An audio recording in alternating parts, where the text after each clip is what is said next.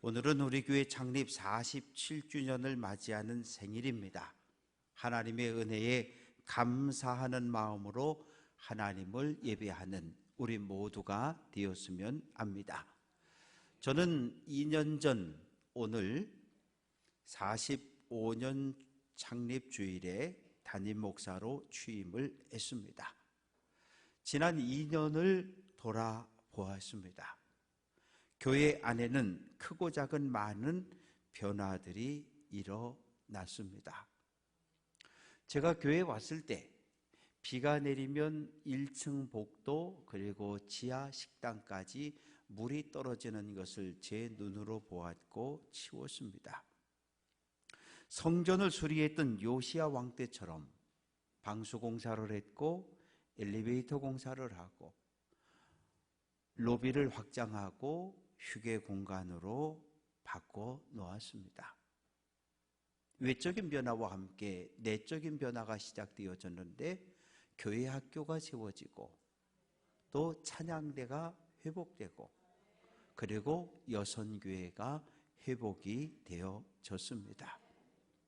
올해는 2주간의 사순절 특별 새벽기도회를 진행을 했고 3박 4일 동안 회복을 넘어 부흥이라고 하는 주제를 가지고 부흥성회를 통해서 하나님의 말씀 앞에 우리 자신들을 세워 보았습니다.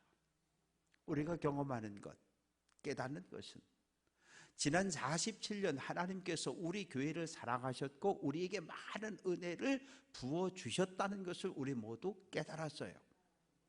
또 하나, 은혜를 받았는데 받은 은혜를 간직하지 못하고 이 은혜를 유지하지 못한 것, 이것을 우리는 철저하게 회개하는 시간을 가졌습니다. 성경에서 50년은 희년이라고 부릅니다. 이제 47년, 3년 후면 희년인데 3년 동안 우리의 믿음을 회복시켜서 하나님께서 우리 교회에게 이 시대 우리들에게 맡겨주신 모든 사명을 온전히 감당해 낼 수 있는, 그래서 하나님이 보시기에 좋은 교회를 회복해 낼 수 있는 귀한 성도들 될 수 있기를 주님의 이름으로 축원합니다. 요셉이 애굽의 총리가 되었습니다. 그 소식을 들은 아버지 야곱이 온 가족을 데리고 가나안을 떠납니다. 그래서 정착한 곳 가나안, 정착한 곳 애굽의 고센 땅입니다. 430년을 사는 동안 하나님을 향한 믿음을 잃어버리지 않았습니다. 어떻게 그럴 수 있었을까요? 창세기 47장 27절, 이스라엘 족속이 애굽 고센 땅에 거주하며 거기서 생업을 얻어 생육하고 번성하였다고 말합니다. 고센, 애굽의 국경입니다. 여기에서 가나안 땅까지 직선거리 320km, 하루에 10km씩 천천히 걸어가도 한 달 열흘이면 갈 수 있는 가장 짧은 지역입니다. 창세기 46장 34절은 애굽 사람은 다 목축을 가증히 여겼다라고 말합니다. 조선시대 사, 농, 공, 상, 선비가 최고고 그 다음에 농업, 그 다음에 장사하는 사람들을 천대했던 것이 조선사회였습니다. 오늘날 어때요? 가장 밑에 있던 산업공상, 상업하는 재벌이 최고의 위치에 올라가 있습니다. 애굽은 농사 짓는 농업 문화였기 때문에 농사 짓는 것을 귀하게 여겼고 가축을 기르는 목축업을 가장 천대했어요. 집 없이 떠돌아다니는 유랑민들, 애굽 사회에서 가장 밑바닥의 인생을 살아가는 천민들이 종사하는 직업으로 여겼습니다. 그런데 애굽 사람들은 이 소 형상을 만들어 놓고 아토르, 아피스, 신으로 섬겼어요. 암소, 황소를. 그런데 히브리인들은 이 소를 잡아가지고 도살해가지고 하나님께 번제로 바치는 거예요. 그러니 애굽 사람들이 볼 때 저 히브리인들은 상종을 못할 아주 낙대복은. 그래서 애굽 사람들은 히브리인들이 살고 있는 고센 땅에 가까이 오지를 않았습니다. 출애굽기 1장 8절 말씀 보면 요셉을 알지 못하는 새 왕이 일어나 애굽을 다스렸다.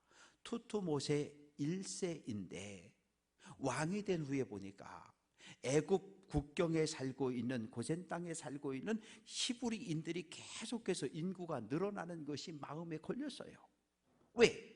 이 북쪽에 있는 민족들이 힘이 생기고 통일을 하면 반드시 애굽을 쳐내려왔거든요. 만약에 북쪽에서 이방 민족이 쳐내려올 때 고센 땅에 살고 있던 저 히브리인들이 힘을 합쳐서 애굽을 공격하면 어떻게? 그래서 인구를 줄이는 계획을 펼칩니다. 탄압하고 중노동을 시키고, 그리고 마지막에는 히브리인의 가정에 남자아이가 태어나면 묻지도 따지도 말고 나일강에 던져 죽이라는 공개 살해 명령을 내려버립니다. 히브리인들은 탄식했고 손을 들고 하나님 앞에 부르짖어 기도합니다. 하나님 모세를 보내서 바로에게 말합니다. 하나님의 백성을 내어보내 주시오. 나가서 하나님을 예배하겠습니다. 나는 히브리인의 하나님 몰라, 못 나가. 하나님께서 애굽에 10개의 재앙을 쏟아 붓습니다.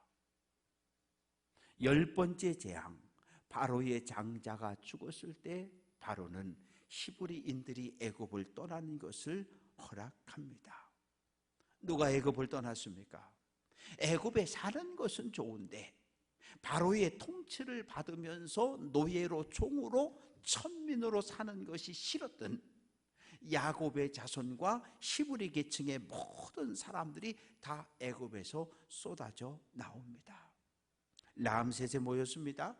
첫째 달 15일 애굽을 출발하는데, 애굽을 출발해서 가나안 땅에 들어가는 길은 3가지 길입니다.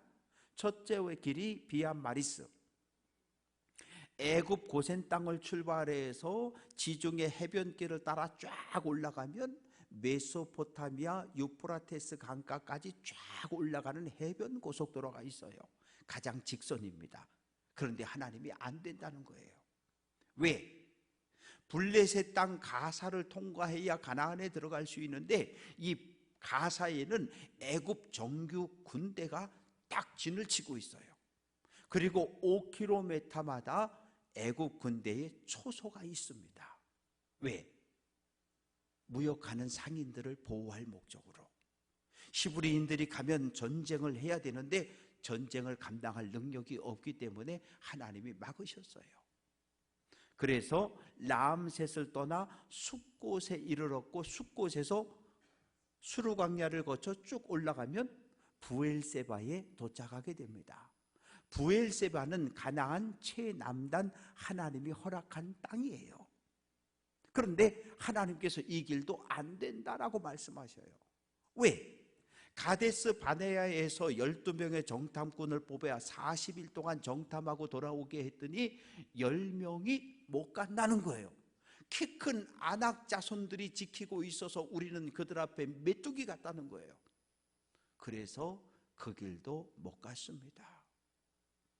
40년 전 모세가 애굽 사람을 때려 죽이고 도망쳤던 그 광야, 신광야, 에덴 광야를 거쳐서 왕의 대로 홍해 아카바만에서부터 오늘날 이라크의 다마스커스, 다메섹까지 가는 킹스웨이, 왕의 도로라고 하는 도로가 있어요.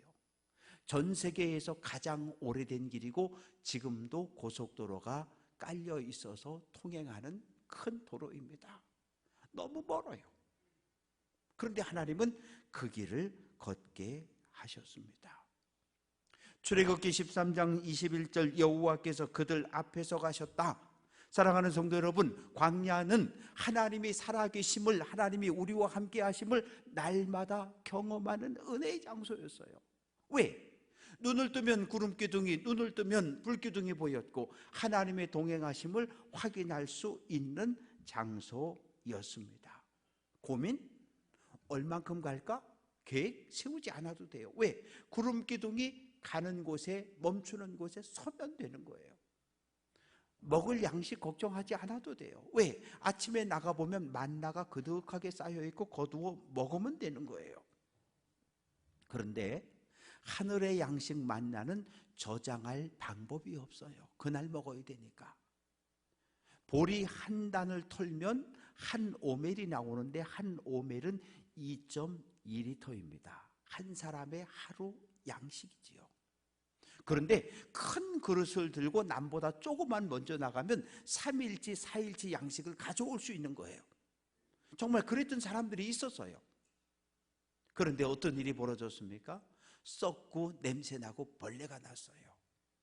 하나님은 40년 동안 탐욕을 내려놓게 하셨습니다. 매일 하루 먹을 양식이면 족할 줄을 아는 그 훈련을 40년 동안 반복해서 시키셨어요. 광야는 또한 날마다 하나님이 계시지 않은 것, 하나님의 부재를 경험하는 장소입니다. 애굽을 떠나면 행복할 줄 알았어요. 고센 공항에서 비행기를 타고 가나안 공항에 딱 떨어져서 거기 있는 아파트에 싹 입주를 할 줄 알았어요. 아니면 KTX가 딱 깔려서 딱 타면 1등석에 딱 누워서 편안하게 그렇게 갈 줄 알았어요. 애굽에 있을 땐 자유를 달라고 외쳤는데 광야에 쏟아져 나오니 자유는 얻었는데 뭐가 없어요. 일용할 양식을 달라고, 물을 달라고 소리치는 백성으로 변했습니다. 출애굽의 지도자 모세를 원망했고 아론을 향해서 불평을 쏟아냅니다. 하나님을 향한 불신앙과 불순종을 드러낸 곳, 그것이 바로 광야입니다. 1절 여호와의 명령대로 신광야를 떠나 그 노정대로 행하여 르비딤의 장막을 쳤다. 애굽을 떠난 지 2달 반쯤 되었습니다. 노정이라고 하는 히브리 단어는 마카, 말뚝을 뽑았다 그런 뜻이에요. 장막이라고 하는 것은 이동용 집입니다. 그래서 구름기둥이 멈추면 그곳에 장막을 치고 말뚝을 박고, 구름이 움직이면 말뚝을 뽑고 거두어서 또 이동하고, 하나님 말씀에 순종했는데 구름기둥을 따라 르비딤의 장막을 쳤는데 물이 없는 거예요. 전혀 예상치 못했던 일입니다. 시내산에 비가 내립니다. 이 빗물이 땅속으로 다 스며들었다가 물이 솟아져 나오는 곳, 오아시스, 그곳이 르비딤입니다. 그래서 평소에 르비딤엔 물이 늘 있기 때문에 상인들, 여행하는 사람들, 목동들이 르비딤에 와서 가축들에게 물을 마시게 하고, 그리고 하룻밤을 쉬면서 체력을 보충하고 다시 길을 떠났던 장소가 르비딤입니다. 물이 없으면 어떻게 해야 돼요? 삽을 들고 괭이를 들고 나가봐야죠. 샘의 근원을 찾아서 파보고 개울가를 파봐야죠. 그러나 백성들은 그렇게 하지 않아요. 2절 백성이 모세와 다투었다. 모세에게 몰려가서 시위를 합니다. 물을 내놓으라는 거죠. 모세가 말합니다. 너희가 어찌하여 나와 다투느냐? 너희가 어찌하여 여호와를 시험하느냐? 다투다, 시험하다, 둘 다 법정에서 사용하는 법정 용어입니다. 야 모세, 하나님이 우리와 함께 계신 것이 정말 맞아? 하나님 말씀에 순종해 여기까지 왔는데 왜 물이 없어? 모세, 얼른 우리에게 물을 줘. 물을 주어서 하나님이 우리와 함께 하신다는 것을 내가 보여줘 라고 소리를 칩니다. 백성들은 모세를 향해 원망합니다.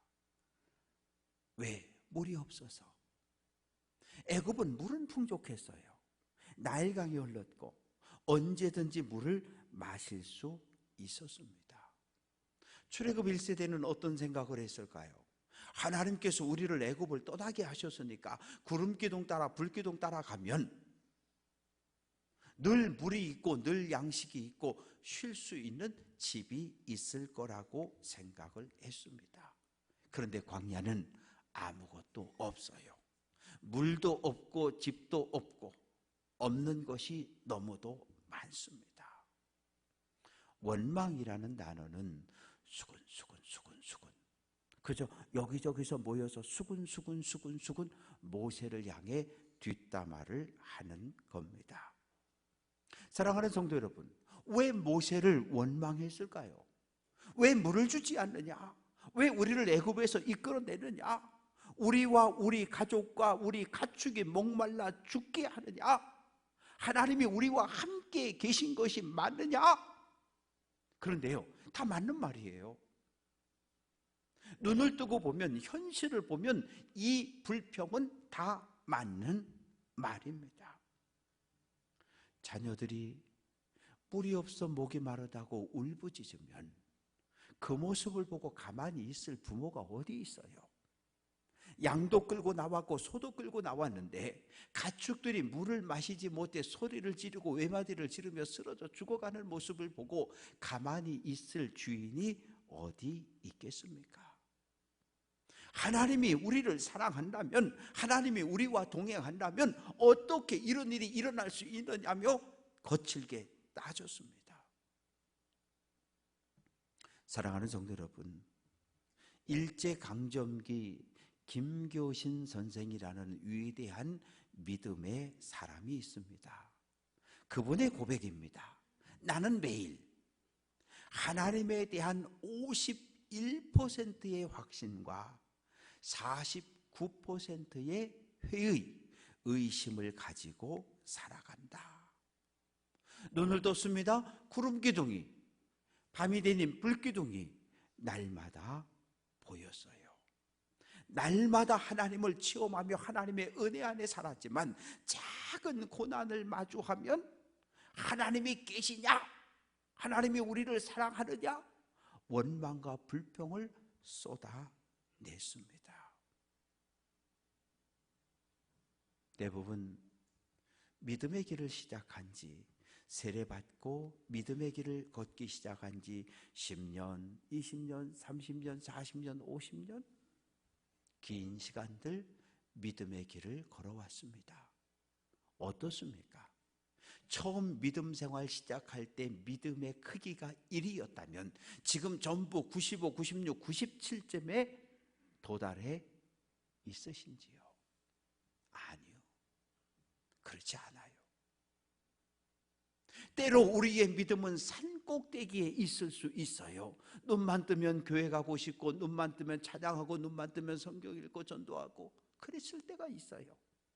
그런데 우리의 믿음이 아골골짝 저 깊은 바다까지 떨어져서 교회를 생각만 해도, 목사님 생각만 해도, 장로님 생각만 해도 치가 떨리고 고통스러운 그런 고통의 골짜기를 우리는 걸어왔습니다. 매 순간 우리의 발은 의심과 믿음의 경계선에 서 있어요. 어떤 날은 하나님께 한 걸음 더 가까이 나아가는 날이 있는가 하면, 어떤 날은 하나님을 밀어내고 세상을 향해서 달려가는 우리들의 발걸음을 발견하게 됩니다. 사랑하는 성도 여러분, 견고해야 할 우리의 믿음을 무너뜨리는 것, 그것은 무엇입니까? 원망과 불평입니다. 출애굽 1세대의 주특기, 아니 오늘 이 시대를 살아가는 우리들의 주특기, 예전 우리들의 모습이기도 합니다. 홍해를 건넜습니다. 뒤쫓아오던 바로와 애굽의 정예 군대가 홍해에 몰살당한 모습을 보며 두 손 높이 들고 하나님을 찬양하며 하나님께 막 영광을 돌렸어요.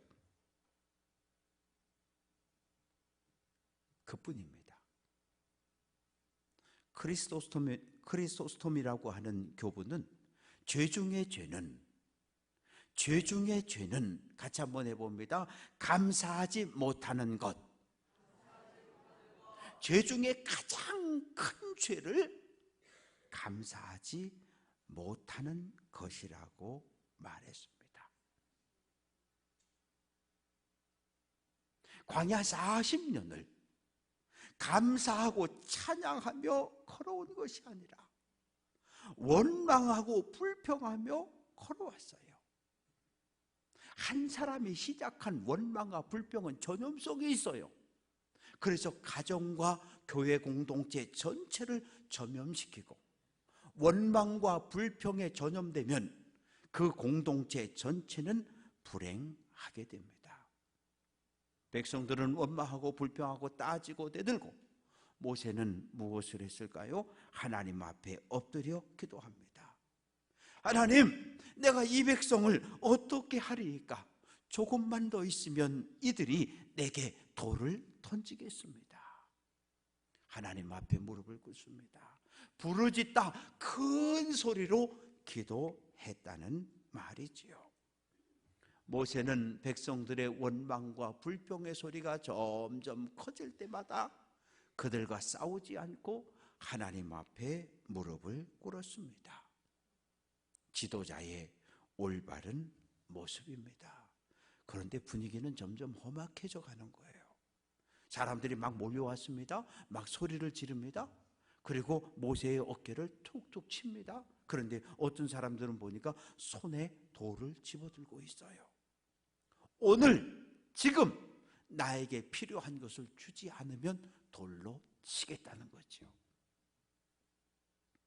그때 모세에게 하나님의 음성이 들려옵니다. 모세야, 예 하나님, 장로들을 데리고 나일강을 치던 네 지팡이를 손에 잡고 가라. 장로, 흰수염이란 뜻이에요. 우리 교회 어르신들 가운데 턱수염을 이렇게 기르신 분은 없어요. 그러나 어렸을 때 할아버지들의 모습은 모두 이렇게 수염을 길게 기르셨어요. 그리고 식사할 때도 언제나 구별되어진 자리에 앉아서 식사를 했습니다. 장로는 한 가문의 어른이고 한 지파를 이끌어가는 지도자였습니다. 왜 하나님은 많은 출애굽 1세대 가운데 장로들을 콕 찍어서 데리고 가라고 말씀하실까요? 장로들이 백성들의 불만에 불을 붙였고 기름을 끼얹었기 때문입니다. 백성들이 찾아와서 장로님, 모세가 이렇게 하는데 이거 그냥 두고 보실 거예요? 그냥 가만히 계실 거예요? 장로님이 좀 나서야 되지 않아요? 그럼 장로님은 어떻게 해야 돼요? 야, 이놈들아, 하나님이 우리와 함께 계셔. 하나님이 우리를 도와주실 거야. 조금만 더 인내하고 기다리자. 너네 집에 가서 삽 들고 와. 나랑 같이 가서 개울을 한번 좀 파보자. 이렇게 말해야 맞아요. 근데 장로님들이 뭐라 그러냐면, 그래, 맞아, 모세가 잘못해서 모세 때문에 우리 모두가 고생하는 거야. 모세 나쁜 놈이야. 장로의 직분에 부끄러운 말과 행동을 했기 때문에 하나님은 장로들을 뽑아서 그들을 데리고 가라는 거예요. 모세의 손에 지팡이가 들려 있습니다. 하나님 애굽을 심판할 때 사용했던 바로 그 지팡이입니다. 지팡이, 내뻗다, 늘어나다, 그런 의미를 가지고 있습니다. 모세가 하늘 보좌를 향해 손을 쭉 뻗었습니다. 그런데 모세의 손은 짧아서 하늘 보좌까지 닿지를 않아요. 그런데 모세의 손에 들려진 지팡이가 하늘 보좌까지 쭉 뻗어나서 하늘 보좌와 모세를 연결해 주었습니다. 지팡이는 기도의 능력을 상징합니다. 기도의 능력, 지팡이가 쭉 뻗어나서 모세의 짧은 손과 하나님의 보좌를 연결했고, 하나님은 모세의 기도를 들으시고 응답해 주셨습니다. 그러나 백성들은 모세가 오늘도 손에 지팡이를 잡았네? 그것만 보았지. 모세와 함께 하시는 하나님의 능력을 보지 못했습니다. 모세야, 예 하나님, 내가 호렙산에 있는 그 반석 거기서 내 앞에 서리라. 정기순례를 오래전에 갔을 때 시내산을 이 아래에서부터 걸어서 올라갔습니다. 새벽 4시에 일어나서 해 뜨기 전부터 해서 올라간 적이 있어요. 그런데 시내산 전체는 바위 덩어리입니다. 온통 바위들이에요. 그런데 하나님께서 하나의 바위를, 반석을 딱 정해주시고 그 반석, 거기 내 앞에 서겠다라고 말씀하셔요. 아무 반석이나 막 때리면 안 된다는 거예요. 하나님이 서 계신, 모세 앞에 서 계신 그 반석을 쳐야 한다는 거예요. 그래서 모세는 눈으로 하나님 서 계신 반석을 확인하고 지팡이로 쳤어요. 그러자 반석이 갈라지며 물이 쏟아져 나옵니다. 출애굽 1세대 모두가, 가축들이 물을 마셨습니다. 그들은 다시 광야에서 하나님 살아계시구나, 하나님 우리와 함께 하시구나, 하나님 우리를 사랑하시는구나를 다시 한번 경험하게 됩니다. 사랑하는 성도 여러분, 모세가 친 지팡이에 반석 위에 서 계셨던 하나님이 맞았습니다. 하나님이 죄인입니까? 하나님을 불신했던, 신뢰하지 못했던 출애굽 1세대가 죄인들입니다. 백성이 맞아야 할 그 지팡이 매를 하나님께서 대신 맞으셨어요. 모세는 물이 쏟아져 나온 그 지명 이름을 마사 무리바라고 바꿔 부릅니다. 마사, 하나님을 시험했다. 무리바, 다투었다. 모두가 부정적인 이름들입니다. 모세는 하나님을 시험하고 대적했던 죄를 백성들이 오랫동안 기억하도록 부정적인 지명을 붙였습니다. 에덴 동산에는 광야가 없었어요. 아담과 하와가 하나님 말씀에 불순종해서 선악을 알게 하는 나무 열매를 따먹고 범죄함으로 에덴 동산에서 쫓겨났고, 에덴 동산에서 쫓겨나서 가보니까 거기에 광야가 있는 거예요. 광야에는 가시덤불, 엉겅퀴가 자라나기 시작하고, 아담은 땀을 흘려 가시덤불과 엉겅퀴를 뽑아내며 에덴 동산으로 돌아가려고 합니다. 사랑하는 성도 여러분, 출애굽 1세대가 광야를 걸어 가나안을 들어갔던 것처럼 오늘 우리가 걸어가는 믿음의 길에도 광야가 기다리고 있습니다. 아니, 우리는 지난 몇 년 동안 광야를 걸어왔습니다. 광야를 통과한 사람만이 천국에 들어갈 수 있습니다.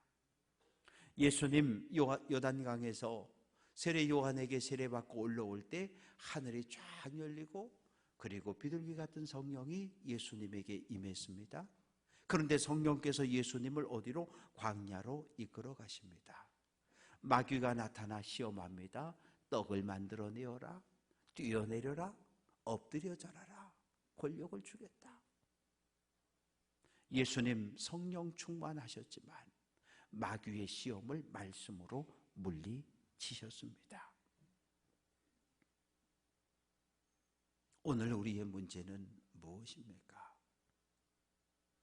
47년 전 개척되어진 작은 교회가 44년, 45년의 시간을 지나오며 아름답게 큰 교회로 부흥하고 성장했고, 많은 하나님의 은혜를 받은 것은 분명한데, 오늘 우리의 문제는 무엇입니까? 하나님께 받은 은혜를 지켜내지 못했어요. 하나님께 받은 은혜를 감사하지 못했어요. 이것이 우리를 불순종하게 했고 원망과 불평의 사람으로 살게 만들었습니다. 사랑하는 성도 여러분, 오늘 우리의 믿음의 발걸음은 경계선에 서 있습니다.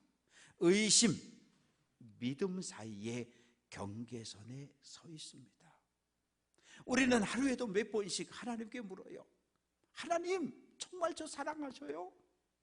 하나님, 왜 이러셔요? 하나님을 찬양했다, 하나님을 원망했다, 감사합니다를 연발했다, 하나님을 원명하고 불평했다. 기억하십시다. 우리의 발걸음은 언제나 경계선에 서 있다는 것을, 의심과 믿음, 순종과 불순종의 경계에 서 있음을 분명히 깨닫고 하나님을 향하여 한 걸음 한 걸음 한 걸음 가까이 다가서는 믿음의 순례자들이 다 될 수 있기를 주님의 이름으로 축원합니다.